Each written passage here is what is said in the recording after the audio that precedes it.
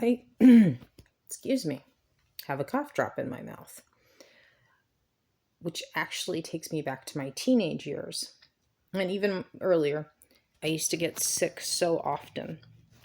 But as a teenager, you normally sometimes we would get offered cough drops. And I got sick so often and had so little medical support in the fact that I was drowning in mucus that my skill set from teenage years is that I learned how to sleep with a cough drop in my mouth and not choke on it. And I can still do this today, although I choose not to. But a third of the year, every year, I had to fall asleep with a cough drop because there was nothing else that I could do to breathe and keep my throat numb as all of that postnasal crap just went down the back of my throat and inflamed everything.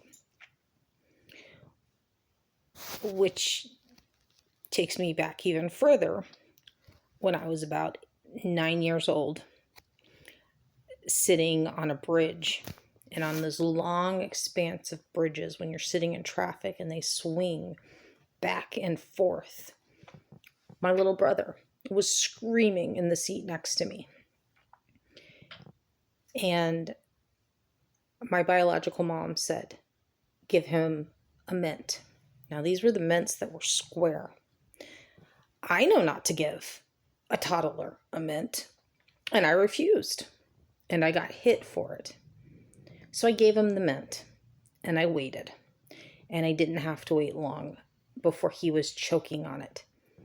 And at age 8 or 9, I'm having to stick my fingers down my little brother's throat just to keep him from having further damage. And I pulled it out, and those edges were sharp, and there's blood on my fingers.